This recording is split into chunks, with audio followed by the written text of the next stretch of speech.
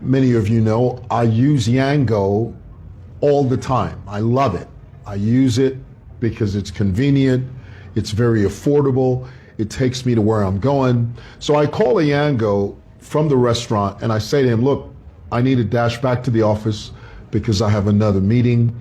And en route, on my way to the office, we used Colombo Road. Many of you know Colombo Road, the same road that the Zambia Revenue Authority building sits on. When I was a kid, it was called the Pro Fund House. In fact, I remember years ago, back in the early 80s, when that building was being built. I remember watching it being built.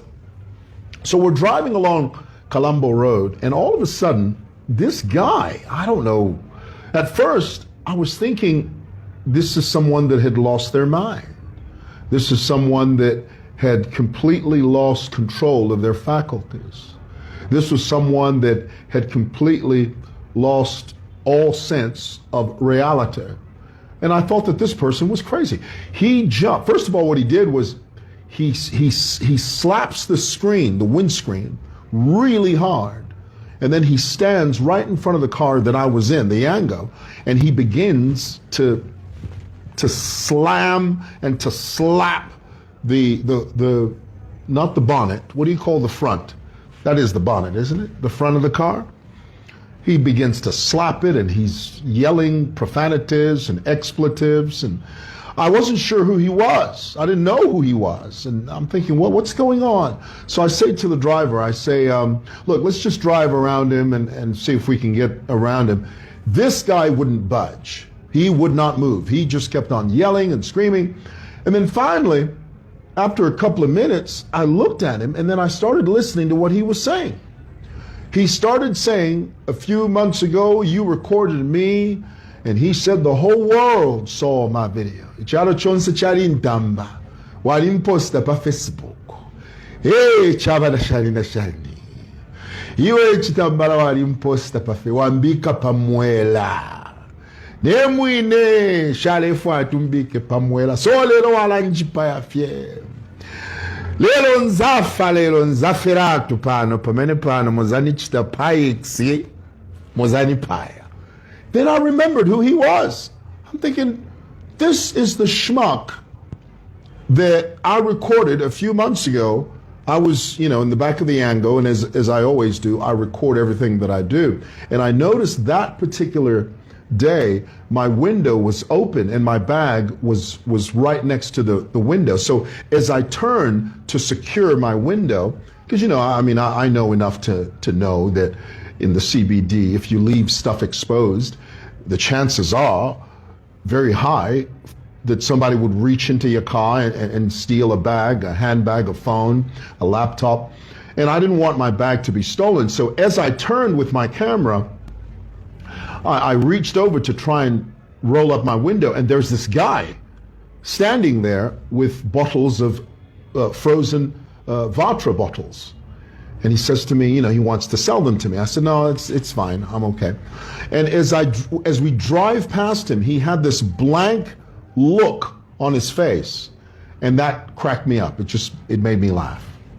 And when I posted that video, some people didn't like that. Some people thought maybe that I was making fun of him, but that was not the gist of the video.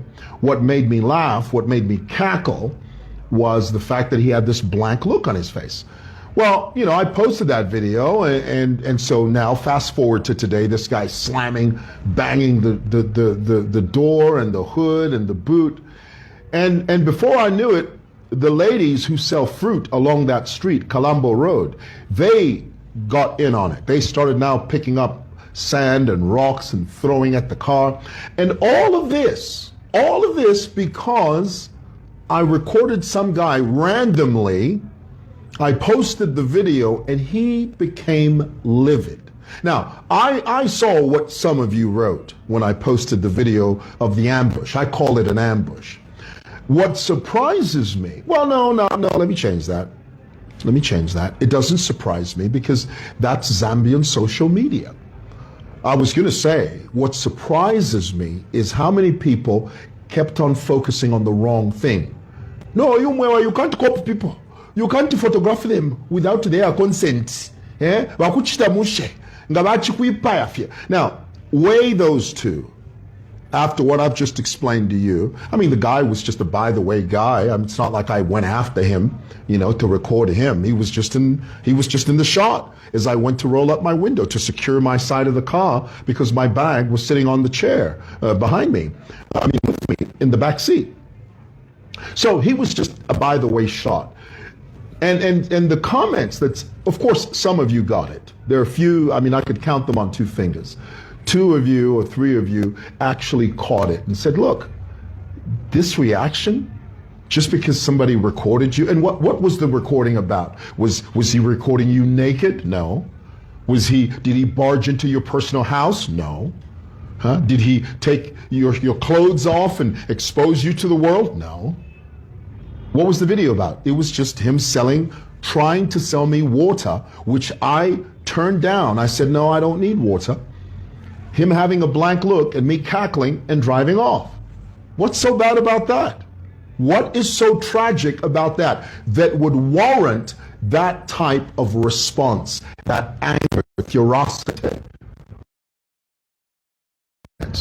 So we did what we had to do, because obviously, the way my people think. When I say my people, I'm talking about people on the street. If you give them an inch, they take a mile. If we were to allow these people to get away with this, next time, bakatocha in broad daylight, bwana. Kuti uyo muchoseni mumotoka uyo, anatikopa. How dare he, the audacity, the unmitigated gall. What did he do? Anatikopa. Muchoseni, muleteni kuno twala mocha. Ingafinisha chitide, alitukopa. Twalamu bomberapo, twalamu chitadiringi, twalamu diriksa, muleteni kuno twalamu cha. It's ridiculous. It's overkill. And can I tell you, many of you know the benevolent quality of social media. You know how many times there's one time I photographed a young girl in a canteen. She happened to mention that she needed a microwave. Some guy from South Africa sent a microwave, Russell & Hobbs, top of the line brand microwave, gave it to her. Did you know that a few weeks after I posted the video of this guy with the water, some man reached out to me and said, Mr. Mwewa, I'm going to send 1,000 kwacha. Could you go look for that guy? I just didn't get around to doing it. But can you imagine? Can you imagine somebody was willing to send me 1,000 kwacha to give to him? So I said to the man, I said, look, let me find out where he is, and then you can send it, and then I can give it to him. But, life being what it is, I was so busy, I didn't even get to go and start looking for him. But can you imagine the blessing that guy missed because he was stuck up in, why munikopa? Why wanikopa iwe? Ichalo chonse chambona. Why unikopa iwe wanikopa ichalo chambona chantamba ine? Well, sometimes therein lies your redemption. I've seen it countless times. The other day, a young lady came to me, a university graduate, came to me, and she was telling me about, how things were rough, and how she was trying to make ends meet, and if it was okay for her to sort of share her experience and share her expertise. I said, sure. Why not? I put her on camera. Within a couple of hours, she phoned me back. She said, Mr. Moore, you're not going to believe this. After I shared what I shared, so many people phoned me. They want to hire me to guide them on how to do A, B, C, D. And she said, I've already paid my rent just from that. Do you see the quality of I'm not talking about me. I'm not saying I'm anything important. Come on, guys. Get with the program. I'm not talking about mwewa. I'm talking about the power of social media, the power of networking, the power of awareness, the power of good exposure. That's what I'm talking about. Oh my God, I got it, yo. Why would you go by way? Oh, why do you go by way? I go by chankopa. That's the slave mind. That's the slave mind. Come on, man. Get out of that bed of lethargy and do something for a change. Break the chains of confinement and mediocrity and do something for a change. Grab modern technology, use it to your advantage. Don't be stuck in 1942. Why, Manikopa? Anikopa, you why? Imagine for a moment, I mean, you and I, I've shared this with you, I have. I've told you that the photographs we see on social media of Lusaka, Livingston, 1964, sometimes 1961, old vintage photographs of a bygone era. How else are we going to see them except for someone taking photographs?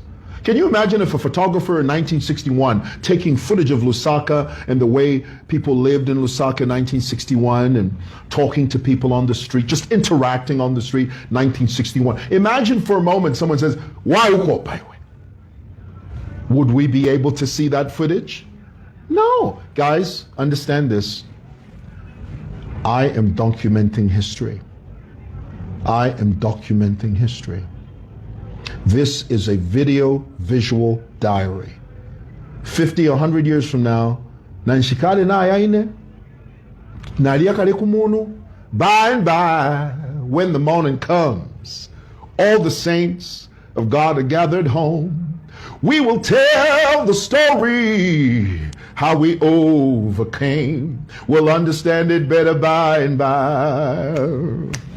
By and by, when that morning comes, all the saints of God are gathered home. Tell the story, how we overcame. Understand it better by and by. Nanshi fue kale twaya kumulu. 100 years from now, they're going to be looking at this footage and they're going to say, oh, kansha fubale kalefi mu 2024 mulusaka.